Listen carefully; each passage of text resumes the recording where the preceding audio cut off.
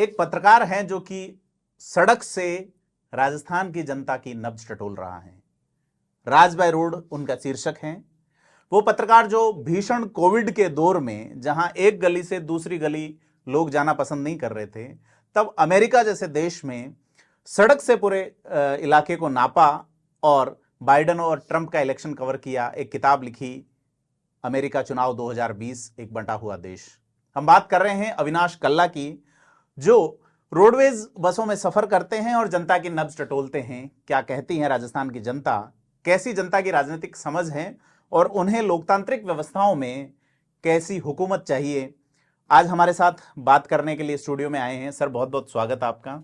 शुक्रिया सर, आप बताएं इसके बारे में, कैसे ये विचार आया राज बाय रोड वाला। और ये मेरी दूसरी रात है प्रदीप जी। विचार आया था 2017 के अंत में, जब 18 में चुनाव आने थे, तो हमने ऑफिस में बात कर रहे थे कि एक कॉमन आदमी का मुद्दा क्या होता है, क्योंकि हम सब पत्रकार हैं, टीवी स्टूडियोज़ में जाते हैं, आप जैसे लोग यहाँ बुलाते हैं, तो आपको पता होना चाहिए, आप हियर से ना जाएं। तो बात चली कि एक कॉमन मैन क्या सोचता है, तो सबसे कॉमन कहाँ मिलेगा, ये बात चली। तो आया जो रोडवेज की बस में सफ़र करता है इस हालत में, वो सबसे कॉमन है, वो सबसे लोएस्ट स्टार्टअप है। तो वो एक शुरुआत थी, प्रयोग में बैठा, तो मैंने उसको राज बाय रोड का शीर्षक दिया। इसका अर्थ था कि राजस्थान पूरा सड़क के द्वारा, और दूसरा अर्थ ये भी निकलता है कि जो सड़क पे निकलेगा राज वही करेगा। जी बिल्कुल। तो विपक्ष के तौर पे था, तो वो पहला अनुभव बड़ा अच्छा था। उस वक्त इतना पॉपुलराइज भी नहीं हुआ। मैंने लिखा तो मेरे एक मित्र ने मुझसे कहा था कि मैं आपकी किताब लिखूंगा इस पे। तो मुझे अपनी हिंदी और प्रतिभा पे भरोसा नहीं था, तो वो किताब कभी खैराई नहीं। जी। उसके बाद आपने अमेरिका का जिक्र किया, तो इसी तरह वहां निकल पड़ा। तब उसने कहा लिखो, और जब मैंने लिखा और वो किताब छपी, तो वो हुआ कि यार ये तो वापस रिवाइव की जाए। तो मैंने इस बार दूसरा पड़ाव शुरू किया है।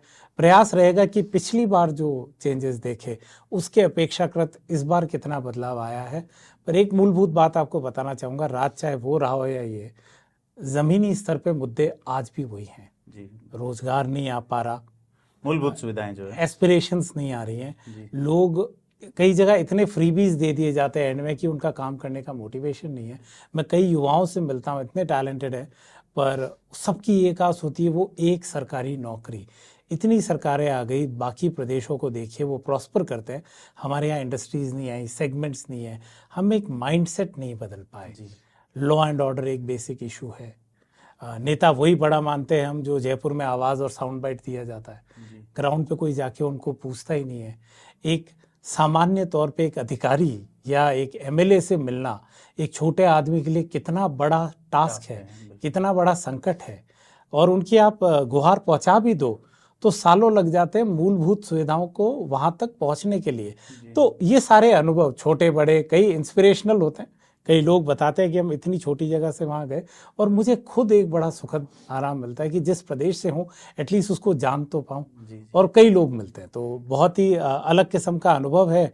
बहुत ज़्यादा बदलाव तो आया नहीं है, पर अब देखते हैं। रोडवेज में लोग किस तरह की बातें करते हैं? मसलन महिलाएं 33% छूट के साथ बैठती है, पुरुष जो है, सरकारी योजनाओं के कंटेक्स्ट में अपन बात कर रहे हैं। क्या लगता है रोडवेज में बैठने वाले लोगों को कि क्या उन्हें सुविधाएं मिल रही हैं, या ये सिर्फ एक ढिंढोरा पीटा जा रहा है?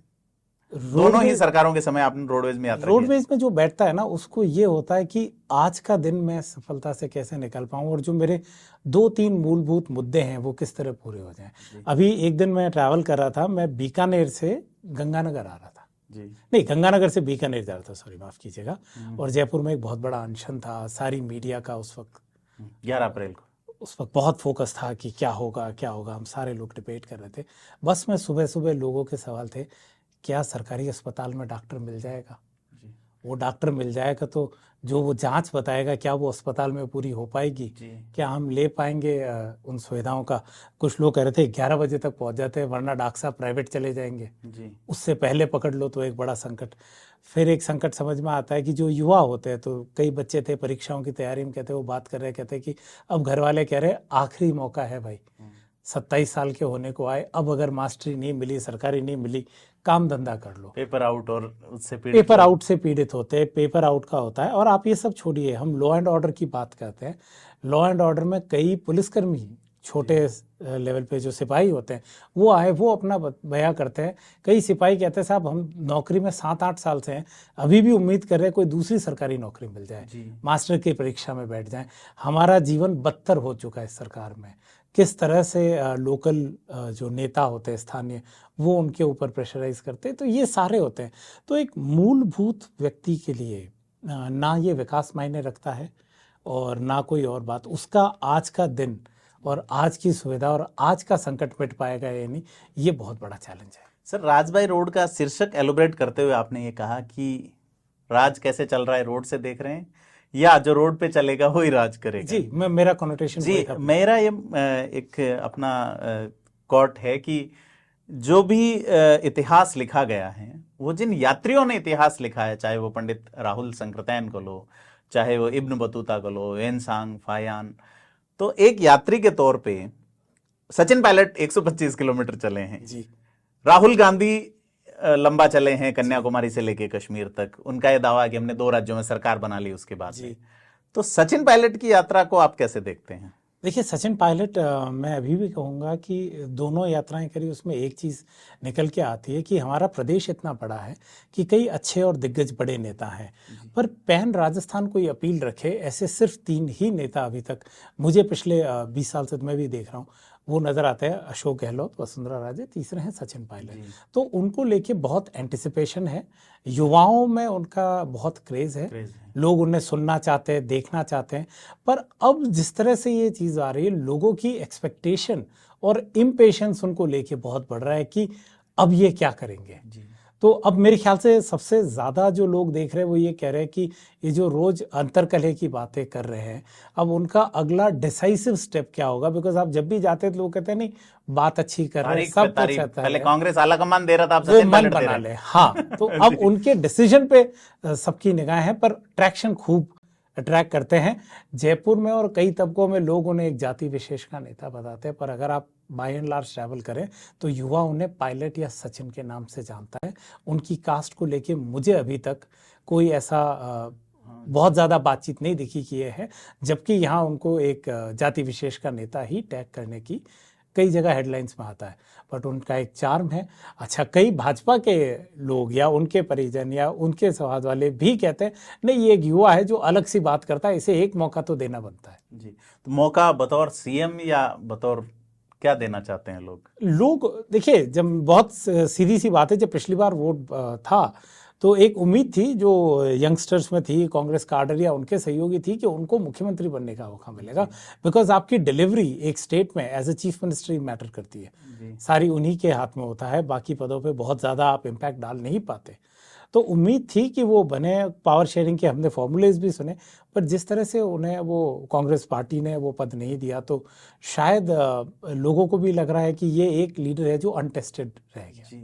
बाकी वो टेस्ट कर चुके हैं, वसुंधरा राजे को कर चुके हैं या... जी बिल्कुल जी। अब कई लोगों को जब बात करते हैं तो आप देखिए, वसुंधरा जी और अशोक जी की बात करते हैं, पर नई रेफरेंस में प्रधानमंत्री मोदी की एक छवि है जो वो उनको रिलेट करते हैं। इन बड़े नेताओं या राजस्थान के लीडर्स ने क्या एक लेगेसी की, वो बहुत जगह मिसिंग होती है। सर, नरेंद्र मोदी के चेहरे पर कर्नाटक का चुनाव लड़ा गया पूरा, एकमात्र फेज में बेंगलोर में था, वहां पे मैसूर में भी रहा, तो 50% ही वो सीटें जीत पाई जहां मोदी ने कैंपेन किया जी, और अमित शाह का परसेंटेज तो और कम रहा। तो क्या राजस्थान का चुनाव बीजेपी फिर से मोदी के चेहरे पे लड़ लेगी या किसी चेहरे को आगे करेगी? देखिए, इसमें मेरा एक थोड़ा सा इतर भाव है, जो मेरा अंडरस्टैंडिंग है कि साउथ बीजेपी का कभी भी फोर्टे नहीं रहा। कर्नाटक में उनके पास एक लिंगायत नेता थे येदियुरप्पा, जिनके इर्द गिर्द पार्टी बनी। जब राजस्थान में भी भाजपा की शुरुआत थी तो भैरों सिंह शेखावत वो नेता थे जिनके इर्द गिर्द थी, वो राजपूत और बाकी लोगों को साथ लाते थे। उसके बाद वो लेगेसी वसुंधरा जी ने आगे बढ़ाई और आज पार्टी थ्राइविंग है। दूसरी एक और प्रॉब्लम आती है कि लैंग्वेज एक बहुत बड़ा बैरियर होता है। प्रधानमंत्री मोदी जब हिंदी में भाषण देते हैं तो दक्षिण भारत के राज्यों में वो उतना इफेक्टिवली 4% लोग हिंदी बोलते हैं कर्नाटक में, वहां वो उतना अट्रैक्ट नहीं कर पाते, वो उनकी प्लेइंग फील्ड या स्ट्रेंथ नहीं है। अच्छा, रिलीजियस डिवाइड पे भी आप उस पर इतना पोलराइज नहीं कर पाते, उनका एजुकेशन लेवल एक डिफरेंट तरह का, उनका एक्सपोजर अलग है। पर जब आप हार्टलैंड, हिंदी हार्टलैंड में आते हैं तो मोदी का एक खूब चार, मैं आपको बताता हूँ, शायद आमेर से आगे अलवर की तरफ एक जगह में एक उदाहरण के तौर पे एक बच्ची मिली, उनके पास प्रधानमंत्री आवास का घर था, ये था। उनसे पूछा ये घर किसने दिलाया, तो उन्होंने कहा आमेर इलाके की बात है, आमेर पे ही था, क्रॉस करते हुए आगे जा रहा था। तो उन्होंने कहा कि सरकार ने घर दिया है। तो पूछा कौन सी सरकार, कांग्रेस या भाजपा, पता नहीं। तो अशोक गहलोत ने या प्रधानमंत्री मोदी ने, तो उन्होंने कहा मोदी ने दिया है। तो सरकार मतलब मोदी, किस स्कीम में मिला क्या पता नहीं, मोदी ने दिया है। तो वोट, मोदी को वोट देना है तो कमल दबाओ जी, कमल को वोट दोगे तो मोदी को मिलेगा नहीं है, हाँ, मोदी को वोट देना है तो कमल दबाओ जी, अब जो लोग पढ़ नहीं पा रहे हैं, छोटे इलाकों में रहता है, तो वहां प्रधानमंत्री की ब्रांड रिकॉल वैल्यू बहुत स्ट्रांग है। पर इसके इतर ये भी कहना होगा कि मुख्यमंत्री अशोक गहलोत की इमेज इतनी खराब नहीं है। उनकी योजनाएं, ओल्ड पेंशन स्कीम की लोग बात करते हैं, वो कहते हैं कि ये एक अच्छी योजना है। महंगाई राहत केंद्र पे मैं ज़्यादा नहीं कह पाऊँगा, उसके बाद मैं गया नहीं, पर उनकी ओपीएस की सब सराहना करते हैं। चिरंजीवी पे लोगों का एक है फोकस, बट उसकी प्रॉब्लम ये आ रही है कि ये 2 स्कीम्स तो बहुत है, बॉम्बार्ड भी खूब कर दिया, पर नीचे जो एमएलए होता है या कार्यकर्ता होता है, उनकी गुडविल बिल्कुल टाटर्स में है। लोग ये भी कहते हैं कि आदमी तो मिनक तो भलो है, पर राज बचाव वास्ते कहीं कहीं नहीं करना पड़े। जी। नीचे वाले लोग जो हैं, मतलब उनके प्रति भारी एंटी इनकम्बेंसी है, अशोक गहलोत नाराजगी है। लोग कहते हैं कि ये मनचाहा काम कर रहे हैं जी, मतलब जनता से तो इतने दूर हो गए कि ये कनेक्ट ही नहीं रह गया जी। पब्लिक गैदरिंग में नहीं जाते होंगे, या पब्लिक इंटरेक्शन ही नहीं रहा। बीच में ये आ गया, सरकार का बाड़ाबंदी हो गई, कोविड का उदाहरण ले लिया, मतलब एक कट ऑफ एविडेंट दिखता है आपको। पब्लिक को लगता है उनके लीडर उनकी पहुंच में रहे, खास करके डेमोक्रेसी में तो रहे ही। और इवन जैसी ये बड़ी स्कीम्स है, जब आप इंटीरियर जाते हैं, विलेजेस में जाते हैं, तो आप देखते हैं जो हेल्थ केयर क्लिनिक्स है जिसपे इतना फोकस है सरकार का, वहां पे आपको मूलभूत सुविधाएं नहीं मिलेंगी। सरकार का पोस्टर पहुंच जाता है, बैनर लग जाता है, पर मैं बाड़मेर था, तो बाड़मेर के आगे एक गांव में गया, वहाँ एक बहुत ही बढ़िया उदाहरण था। अब वहाँ पे एक पीडब्ल्यूडी वालों ने, नहीं पीएचईडी वालों ने, जो महेश जोशी जी का विभाग है, उन्होंने एक टंका बनाया था जी, और वो गाँव वो था, तो गांव वालों ने कहा ये टाका बन गया, मोटर लग गई, इसका बिल कट गया, पानी अभी तक जीएलआर जिसको कहते हैं आया नहीं। और उससे थोड़ा ही दूर केंद्र सरकार के भूजल बोर्ड का भी था, वो मेरे ख्याल से गजेंद्र सिंह जी के महकमे में आता है, उन्होंने भी खुदाई की, पानी की टेस्टिंग करी, पानी निकला, पर वो कह रहे टेस्टिंग और वो देखेंगे, उस पर भी ताला पड़ा है। अब पानी की 2 चीजें, दोनों 2 अलग अलग सरकार के, पर आदमी के पास पीने को पानी नहीं। नत्था को पीपली लाइव में हैंडपंप देते हैं वैसा। बिल्कुल, नत्था वाली मैंने फिल्म नहीं देखी तो मैं वो कमेंट नहीं कर पा रहा। तो लोगों में एक रोष है, कनेक्टिविटी का बहुत बड़ा इशू आ गया है, हम फॉर ग्रांटेड से लेने लग गए जी। कई बार मैंने भी देखा है, कंटीजेंसी प्लान अलग है, आप जीएलआर बना रहे हैं ग्राम पंचायत के कोटे से, फिर पानी का सोर्स है वो पीएचडी का कहाँ, जीएलआर आपने दोहरे पे बना दिया, पानी का लेवल नीचे है, तो बड़ी आपस में इंटरेक्शन नहीं है, ये बात तो देखने को मिलती है। सर, और किस तरह की बातें लोग जो है वो करते हैं, खास करके वसुंधरा राजे को लेके क्या सोचते हैं? क्या वसुंधरा राजे का वापस लोग सोचते हैं कि बीजेपी को लीड करने के लिए उन्हें आना चाहिए, या वो किसी नए सीपी जोशी, अश्विनी वैष्णव, ओम बिड़ला, राजेंद्र राठौड़ या सतीश पूनिया, इनको मौका देने के बारे में सोचते हैं? देखिए, इसमें कोई दो राय नहीं कि वसुंधरा राजे एक बहुत बड़ी ओवरआर्चिंग लीडर हैं, बीजेपी में सबसे बड़ा कद्दावर नाम है, क्योंकि 2 बार से मुख्यमंत्री रही हैं वो, उन्हीं के फेस पे आज तक आया। पर जैसे जैसे आप नए एरियाज़ में ट्रैवल करते हैं और जिस तरह से अभी वो इतनी एक्टिवली नहीं दिख रही हैं, तो लोग नई लीडरशिप का भी नाम लेते हैं। और वो प्रश्न जो 2018 में के चुनाव में कांग्रेस के लिए था कि क्या जनरेशनल शिफ्ट कांग्रेस करेगी, कि एक नया तुर्क है सचिन पायलट, उस वक्त एक ही नाम था और अशोक गहलोत, तो कांग्रेस को इन 2 में थी। लोग अभी भी मानते हैं वसुंधरा जी बड़ी नेता हैं, सबसे बड़ी नेता। बातचीत होती है उनके बारे में, जब आप उनके एरिया में जाते हैं, जब मैं झालावाड़ गया तो आप कई जगह घूमोगे तो उनकी फोटोग्राफ्स अमूमन लोगों के पास मिलेगी, लोग मोबाइल में आपको उनकी सेल्फी दिखाते हैं, और एक इमेज कही जाती है कि वसुंधरा राजे एक्सेसिबल नहीं है। पर मैं किसी को भी कहूँगा आप झालावाड़ कभी भी चले जाइए और किसी झालावाड़ के व्यक्ति से पूछ लीजिए, वो कहेगा मैडम से मिलना बहुत सरल है, अभी बात करा देते हैं। तो वहाँ एक अलग वसुंधरा राजे दिखती है, यहाँ एक अलग परसेप्शन है। कई लोग, जिस तरह वो अभी वेटिंग गेम में है कि क्या उनका चेहरा आएगा या नहीं आएगा, लोग अब पूछने लगे इनका क्या होगा। तो बीजेपी में जहाँ पिछले चुनाव में सिर्फ एक कांग्रेस की तरफ से सचिन पायलट का नाम था, अब लोग अलग अलग नेताओं के नाम लेते हैं, और वो ये भी कहते हैं भाजपा मतलब मोदी, जो मोदी जी कहेंगे वो होगा। जी, पर ऐसा कर्नाटक में नहीं हुआ सर, मैंने देखा, और उसका कारण यहाँ भी का, आपने बताया। हाँ, यहाँ का रीजन अलग है। देखिए, अभी भी आप रैली देख लीजिए, जहाँ मुख्यमंत्री खुद थे, जी प्रधानमंत्री थे, नाथद्वारा में थी, जी, स्पीकर आबू की, रोड में थी। नहीं, आबू रोड तो फिर भी पार्टी का कार्यक्रम था, जी जी, ये तो सरकार का कार्यक्रम था, वहाँ स्पीकर थे, सब लोग बैठे थे, राज्यपाल थे, पर नारे मोदी मोदी के लग रहे थे जब अशोक जी भी बोलने गए। तो एक मोदी को लेके कनेक्ट है, एक हार्टलैंड है, तो यहाँ वो फैक्टर रहेगा ही रहेगा।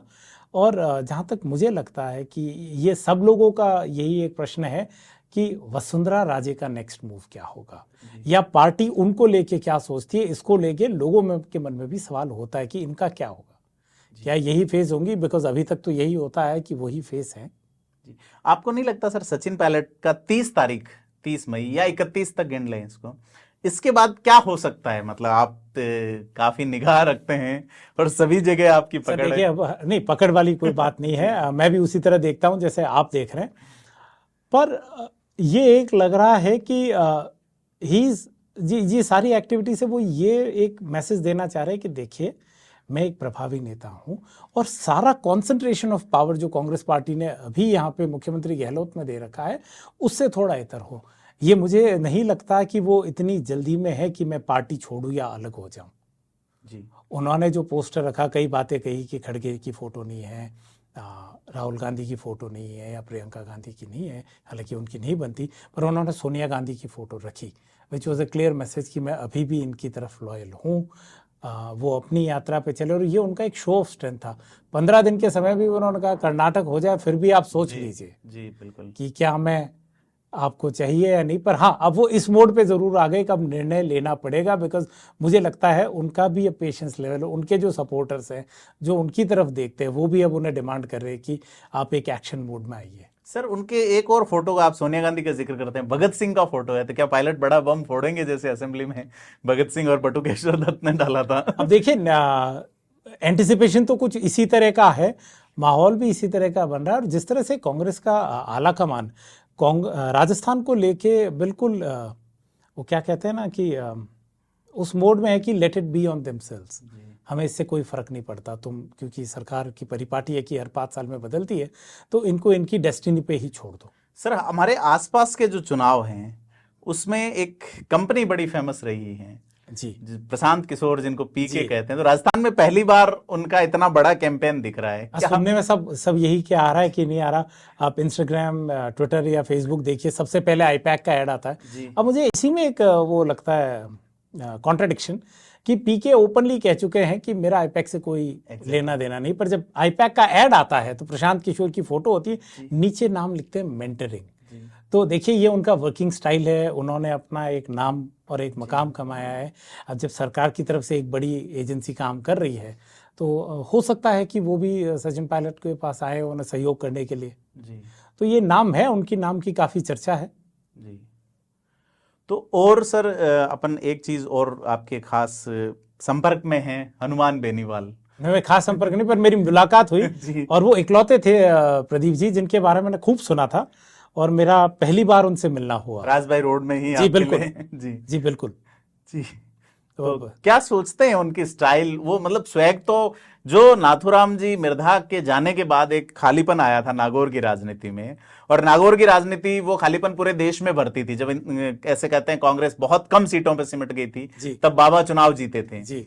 तो हनुमान बेनीवाल उस स्वैग के साथ चल रहे हैं और बड़ी बाड़मेर जोधपुर तक मार कर रहे हैं। देखिए, जितना मैंने उनको इंस्टाग्राम या ट्विटर पे देखा, या जिस तरह की रील्स और उनके समर्थक हो जाते हैं, वो उससे बिल्कुल इतर लगे। बहुत शार्प, बहुत कैलकुलेटेड और शांति से, और बिल्कुल जब वो बात करते हैं, उनका एक तो अटेंशन स्पैन कम रहता है, क्योंकि उनके या तो हमेशा फ़ोन पे कुछ ना कुछ बज रहा है या कोई ना कोई आ रहा है, and because you are the one man party, everybody needs your attention. तो मैंने उनके साथ करीब 2 घंटे का वक्त निकाला। उनके समर्थक उनसे कभी भी मिलने आ जाते हैं। जयपुर के कई नेताओं की तरह कोई फॉर्मेलिटी नहीं है जी। मतलब वो कहते हैं ना, एवरीवन इज इनवाइटेड, एक टैगलाइन थी, so everyone is invited. He is very calm and calculated. उनका अपना एक प्रेडिक्शन है, वो सोच रहे हैं कि मैं इस बार कम से कम 50 लाख से ज़्यादा वोट्स अपनी पार्टी के लिए गार्नर करूं, मैं एक डिसाइसिव फैक्टर बनूं। वो अलायंस के लिए ओपन दिखते हैं। वो जिन सीट्स और इश्यूज़ के बारे में बात करते हैं, बहुत क्लियर बात करते हैं। ऐसा लगता है अपने रीजन की उनको सारी कैलकुलेशंस पता है। आई थिंक वो कास्ट कॉम्बिनेशन पे प्ले करेंगे। उनके साथ काफ़ी जाट युवाओं का वो एक दल सा हुजूम सा उनके पीछे चलता है। तो he would be looking at combinations from other smaller Just like Muslim and Brahman या SC/ST. जी। Absolutely. He is open, and if I'm not mistaken, he has reached out to different people. जी sir, अगर हम पूरी इस बात को conclude करें जी और राजस्थान में कोशिश कर रहे असदुद्दीन ओवैसी का जिक्र नहीं करें जी जी जी जी बिल्कुल। तो क्या सर आप सोचते हैं AIMIM? देखिए वो उनके आने से हलचल तो जरूर बनी है जी। उनके साथ जितनी भी मेरी बातचीत हुई है, जितना मैंने उनको मिला है, क्योंकि ये भी कहा जाता मुझे लगता है कि वो समंदर में एक ऐसी लहर लेके आते हैं कि बड़ी जहाज के डेक पे खड़े लोग उस रेलिंग को कस के पकड़ते हैं, गिर नहीं जाएं। तो देखिए, जितनी मेरी असदुद्दीन ओवैसी से बात हुई या मुलाकात हुई, उनका एक बहुत क्लियर सी बात थी। उनका कहना था कि जब कोई दूसरा कास्ट अपनी कास्ट के वोट मांगता है, हनुमान का उन्होंने उदाहरण दिया कि मैं उनसे पार्लियामेंट में मिलता हूँ, तो वो एक कास्ट को ही तो लीड करते हैं। तो जब मैं अपनी कास्ट और कम्युनिटी का वोट मांगने जाता हूँ तो मेरे पे अटैक क्यों होता है? उनकी जितनी इंटरेक्शन देखी, आप ये देखिए, वो हमेशा माइनॉरिटी को बात करते हैं। राजस्थान को लेकर बहुत ओपनली कह चुके हैं, कई बार कह चुके हैं कि मैं मुस्लिम्स के बियॉन्ड भी जाऊंगा अगर मुझे राइट कैंडिडेट मिला। उधर मेघवाल का जिक्र किया उन्होंने बाड़मेर, बिल्कुल उन्होंने किया, और अगेंस्ट अमीन खान के अगेंस्ट मोर्चा बोल दिया, बिल्कुल खोला।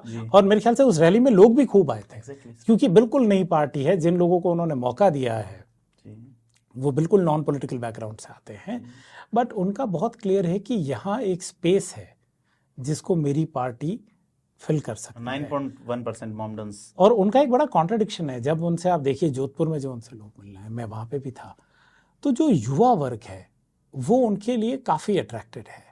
वो बात बहुत सीजन तरीके से करते हैं, जो उनका परसेप्शन है उसके अलावा वो युवाओं को सुनते हैं। तो जोधपुर में मुझे एक जने ने बड़ी कमाल बात कही। जब वो जोधपुर में दंगे हुए तो मैं वापस गया वहाँ, तो जो एक ड्राइवर मिला मुझे, उस दिन के लिए ड्राइव कर रहा था ओला में, वो वहीं का निवासी था, मुसलमान था लड़का। तो मैंने पूछा तो उसने बाकी बताई। उसने कहा जोधपुर में कभी वह को नहीं सा 12 लोग लाख था, थोड़ा एक जगह का आया, दूसरा जगह का आया, पर माहौल खराब कर गया। मतलब इन द सेंस कि जोधपुर में ऐसा होता नहीं है। पहली बार ऐसा मारवाड़ में खास करके। मैंने पूछा आप इसका क्या देखते हैं, कौन कौन पॉलिटिशियन है? तो उन्होंने कहा सरकार से कुछ लोग आए, और वो लोग आए जिनको हम जोधपुर में जानते भी नहीं है, पहचानते भी नहीं है, सुनते भी नहीं है। कोई बड़ा मुस्लिम लीडर भी नहीं आया, मुख्यमंत्री भी उस दिन नहीं आए। तो बात बात में उसने कहा कि थेकटे रहो, तो मैंने कहा जयपुर। तो उसने कहा कि वहाँ असदुद्दीन ओवैसी आया था, आप इधर अगर वो आए, तो मैंने कहा यार आप उसकी क्यों बात करते हो, उनकी तो प्रेजेंस ही नहीं है, कुछ है ही नहीं, उसके लिए सपोर्ट क्यों? तो उस लड़के ने एक अच्छी बात कही कि जब ये सब कुछ हो रहा है तो वो हमारे लिए बोल तो रहा है जी, आएगा तो सही। इस पोलराइज स्पेस में अगर हमारे लिए कोई आवाज़ ही नहीं उठाता, सबको हमारे वोट चाहिए पर हमारी वॉइस कोई नहीं बनता जी, तो उसका एक फैक्टर है। हाँ, और यहाँ पे उसको आने से एक हलचल ज़रूर होती है कि जिन जिन एरियाज़ में मुस्लिम वोट्स हैं वहाँ के लीडर बिल्कुल एक्शन मोड में आ जाते हैं, बिल्कुल आ जाते हैं। इधर किशनपोल में हो जाते हैं, तमाम जगहों पे। तो देखिए, एक ठीक है ना, एक कैटलिस्ट अगर एक एरिया में आता है तो मूवमेंट तो बनता है। और वो बहुत क्लियर कहते हैं कि मैं पूरी शिद्दत से यहाँ चुनाव लड़ूंगा। उसके बाद जो पार्षद चुनाव होते हैं उनमें हमारे वो खुद कहते हैं कि कई चांसेस थे कि हमारी कम्युनिटी से मेयर बन सकता था। जी हाँ, बिल्कुल। और राजस्थान में मुख्यमंत्री मुसलमान समुदाय से रहा हुआ है, तो आज ऐसी क्या तकलीफ आ गई कि हम मेयर भी नहीं बन पा रहे। 2009 का मुझे याद है सर, कांग्रेस सरकार एक एक्ट लाई थी जिसके तहत जो सभापति, नगरपालिका अध्यक्ष और मेयर के चुनाव डायरेक्ट वोट से होने लगे थे। तो उसमें बड़ी संख्या में मुस्लिम जो है वो बने, और उसके बाद उस कानून को बीजेपी कांग्रेस दोनों ने ही वापस नहीं अपनाया। तो देखिए, वो एक वॉइड है, वो एक स्पेस है, वो अपनी पार्टी को एक्सपैंड करना चाहते हैं, और I think is in all democratic rights to come in and speak. But अब आप ये देखिए, वो हो गए, आम आदमी पार्टी हो गई, हनुमान बेनीवाल ऑलरेडी है। तो मुझे जो लगता है, लोगों से बात करके मुझे लगता है मल्टी कॉर्नर फाइट होगी, और मल्टी कॉर्नर में पार्टी से नहीं कह रहा, पहली बार ऐसा हो रहा है। कांग्रेस में अगर दोनों नेता कांग्रेस में ही रहते हैं तो 2 गुट कांग्रेस में से लड़ेंगे जी। भाजपा में जैसे मैंने कहा कि लोग बात करते हैं कि वसुंधरा जी चेहरा होंगी या नहीं होंगी, तो वहां पे भी डबल एंगल फाइट होगी। कितने गुट होंगे ये पता नहीं। डबल तो डबल तो मान गए, बिल्कुल एट द लीस्ट डबल होंगे। और उसके बाद ये सारे फ्रेंच प्लेयर्स, तो पहली बार आम आदमी पार्टी भी नेशनल के तौर पे पहली बार बिल्कुल नेशनल के तौर पे आएगी। और मुझे लगता है चूंकि उनके पास अब 2 राज्यों में सरकारें हैं, जी। एक पार्टी का देश की ग्लैमर है। तीसरी सबसे बड़ी पार्टी है तो देखा जाए। जिस मेन स्ट्रीम पार्टी में टिकट नहीं मिल रहा तो वो उसके सिंबल पे फाइट करना चाहेगा, जैसे पिछली बार हनुमान बेनीवाल के साथ हुआ था। बिल्कुल, ईवीएम में नाम ऊपर आता है सर, नेशनल बिल्कुल पार्टी आता है, में बिल्कुल हर जगह आता आप एजेंट बिठा सकते हो। और मैं आपको एक और बताता हूँ, मैं हनुमानगढ़ गंगानगर जाके आया, वहां उस पार्टी के लिए बहुत स्पेस है। आम आदमी पार्टी, बिल्कुल लोग बात करते हैं, मुझे अचंभा नहीं होगा अगर वो वहां से अपना खाता खोले। आम आदमी पार्टी, बिल्कुल। जी। आम आदमी पार्टी ने हमेशा बदलाव, सॉरी हनुमानगढ़ गंगानगर तो कभी कम्युनिस्ट को जिताता रहा है, पवन दुग्गल रहे हैं वहां बिल्कुल से। वो धारा के विपरीत रहने वाले हैं। बिल्कुल लोग अलग तरीके, पंजाब मूड के लोग हैं। आपको हिस्ट्री का मैं थोड़ा सा सर बता दूं कि जब गंग नहर आई थी आज से 100 साल पहले, करीब 1927 में, तो करीब 52 गांव बीकानेर रियासत के, जो खास करके भाटी राजपूतों के गांव थे, वो हरियाणा में दिए गए। और पंजाब से गंगानगर वाला पूरा इलाका जो है, ये पंजाब, उस समय हरियाणा नहीं था, पंजाब में दिए गए और पंजाब से इन गांवों को लिया गया। तो मूड पूरा पंजाब वाला है। हाँ, क्योंकि यहाँ के लोगों को नहर से खेती करनी नहीं आती थी। तो वहां ये जाते तो आपको राजस्थान का कोई फ्लेवर भी नहीं लगता। You are in mini Punjab. मैं वहाँ कुछ मित्र हैं उनके यहाँ पे भी गया, तो उन्होंने कहा 12 मिनट पैदल चलोगे तो आप नहर पार करके पंजाब में चले लोग जाओगे। पेट्रोल भरवाने पंजाब में जाते हैं बिल्कुल जाते हैं, हरियाणा जाते हैं, पंजाब जाते हैं, बिल्कुल कॉन्फ्लिक्ट पॉइंट है वहाँ पे। पड़ोसी राज्य का फर्क भी पड़ता है। और जैसे आपने कहा कि किसानी है, धारा के विपरीत जाने वाले लोग हैं, तो वहां से जैसे जमींदारा पार्टी जीती थी 2 टिकट। बिल्कुल, सोना देवी और एक और कैंडिडेट थी, उनकी कामिनी लड़की थी, जिंदल। कामिनी जिंदल जी। तो देखिए जिस तरह की वो जगह है, वहां से वो खाता खोल सकते हैं। फिर आप अगर जाएं तो बीटीपी एक स्ट्रॉन्ग फेस है, बांसवाड़ा वाले साइड साउथ में, तो उधर उनका एक इन्फ्लुएंस आएगा। तो मल्टी कॉर्नर्ड बहुत इंटरेस्टिंग, मतलब वरना हमारा यहाँ का इलेक्शन बहुत फीका होता था, 2 पार्टियां। और सर बीटीपी का जहां प्रभाव गुजरात में है, उस इलाके में आम आदमी पार्टी हावी रही जी, तो उस बेल्ट में हो सकता है कि आम आदमी पार्टी एसटी वोट में भी कुछ सेंध लगा। अभी मैं देखिए पिछले चुनाव में गया था तो बीटीपी की प्रेजेंस दिखती थी, वहां दिखता था कि एक रोष है। अभी मैं हाल वहां जा नहीं पाया तो मैं ये नहीं कह सकता वहां ग्राउंड पे क्या है।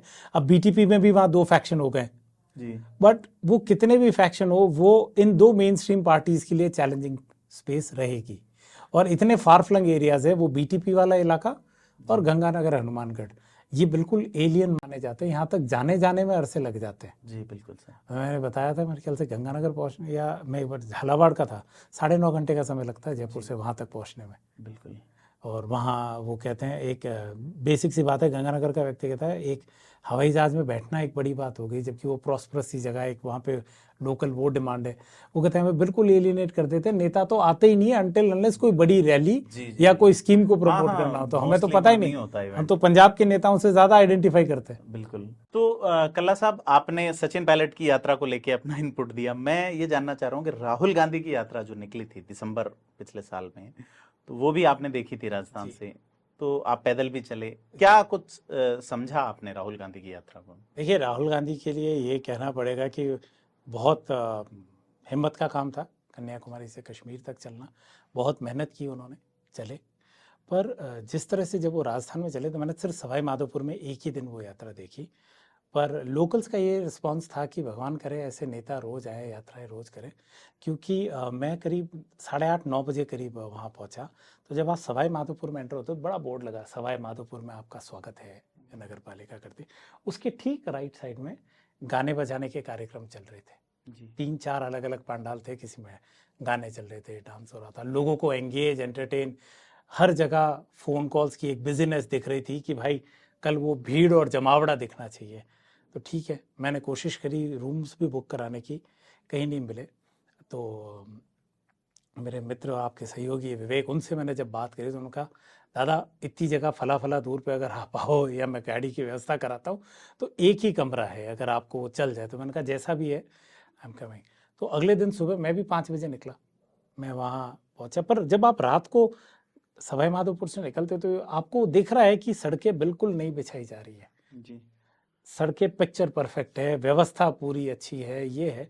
तो जब आप इस सारी व्यवस्थाओं में एक सुरक्षा घेरा जिसमें कि आप सैनिटाइज होके, मतलब अविनाश कल्ला के पास या तो एक कार्ड होना चाहिए, मीडिया एक्सेस टैग, कोई अंदर ले जाने वाला हो, तभी मैं बात कर सकता हूँ। अदरवाइज आप दूर से देखिए हाथ के, तो मुझे नहीं लगता कि आप कोई बहुत ज़्यादा चीज़ समझ या देख पाते हैं। बट आई एम श्योर जब वो रुकते होंगे तो बात करते होंगे। फिर एक और कमाल चीज़ दिखी, मैं भी सुबह सुबह चला 7-8 किलोमीटर, फिर जहाँ पहला विश्राम स्थल था वहाँ तक पहुँचा लिफ्ट लेके। उसके बाद तो वहाँ एक अलग ही नज़ारा है। वहाँ एक ए कैटेगरी के पंडाल थे जिसमें राहुल गांधी जी, उनके साथ जो भारत यात्री चल रहे हैं, उनका मेन्यू, बुफे, सब कुछ अलग as a good nice tent. अच्छा, पंखे चल रहे थे, कूलर थे, खाने की पीछे व्यवस्था थी, आप अपना खाना लो, लाओ और सो जाओ, गद्दे बिछे हुए सब। वहाँ नॉर्मल लोग, आम कार्यकर्ता या जो भी थे। उस पूरी जगह में मुझे बालोद पचपदरा के जो विधायक हैं मदन प्रजापति जी, जिन्होंने वो नंगे पाँव वाले, वो वहाँ बैठे थे। मैं उनसे पहली बार मिला तो मैंने कहा आप यहाँ और बाकी, तो उन्होंने कहा बाकी लोग तो वहाँ हैं पर ये 28 अगला लोग है तो लोग आ बीच में।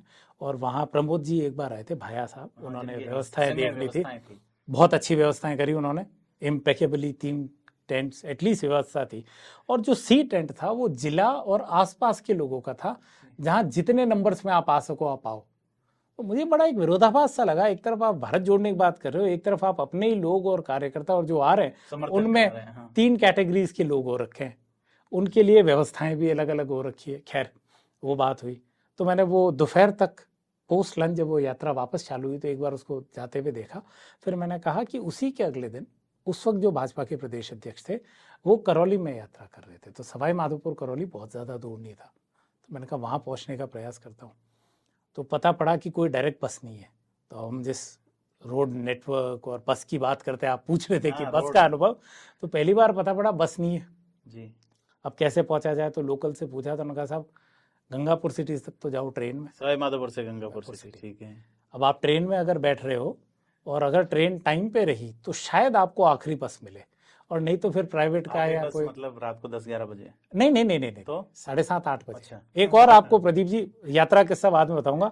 अगर आप राजस्थान रोडवेज से कहीं ट्रैवल कर रहे हैं तो 5:30 बजे तक सरकारी कार्यालय टाइप बस अड्डे पर पहुंच जाइए, क्योंकि 6 बजे के बाद कोई कार्यालय, किसी जिला मुख्यालय से आगे जाने के लिए बस मिल जाए ऊपर वाले की दुआ है। और अगर आपको इंटर जिला कनेक्टिविटी ढूंढनी है तो वो और भी मुश्किल है। ये रूरल राजस्थान का एक और संकट है। तो हम आप जैसे जो लोग ऊबर में बैठ के थे ना, तो एक बार कहीं नगर के आजू बाजू फंस गया था मैं, तो मेन हाईवे पे आ गया, बस आने वाली थी और खूब बारिश पड़ी, मुझे करीब करीब 2-2.25 घंटे रुक के वेट करना पड़ा कि कहीं से कोई सवारी मिल जाए कि मैं नगर के पास भरतपुर वाले एरिया से ही जयपुर तक आ जाऊँ। तो जयपुर से जब आप सीमा से बाहर निकलते हैं, और ये एक रोज वाले स्ट्रगल, 2 तरह का राजस्थान है, जयपुर वाला और एक बिना जयपुर वाला भाई साहब। उसमें जो हमारी ये ओला उबर वाली पिंक हो रखा है, गुलाबी गुलाबी, एक जो हमें ओला उबर वाली आदत है ना, नहीं होती। बसों की हालत ऐसी है, कई जगहों में बच्चियों को देखा मैंने झालावाड़ के आगे वाले एरिया में कि कॉलेज 4 बजे तक चलता है पर बच्चियां 2:30 बजे आके स्टैंड पे खड़ी हो जाती है, क्योंकि 3 बजे के बाद कोई सरकारी बस नहीं उस रूट पे। उस जगह में 72 बसें हैं डिपो में झालावाड़ में, 36 से ज्यादा बसें सरकारी कॉन्ट्रैक्ट पे दे रखी है। तो ये खस्ता हाल है। खैर वापस हम यात्रा पे वापस यात्रा पे आते हैं। देखिए किसे उधर इधर चले जाते हैं। तो उनका एक कार्यक्रम था कि कैला देवी से निकल के मदन मोहन जी के मंदिर तक करीब उन्होंने यात्रा की, 23-24 किलोमीटर का था। तो मैंने कहा भाई एक इतनी शानदार यात्रा, राष्ट्रीय नेता थे, उनका ये देखा जाए प्रदेश अध्यक्ष ऐसी यात्रा करते तो वहां सीन बिल्कुल अलग था।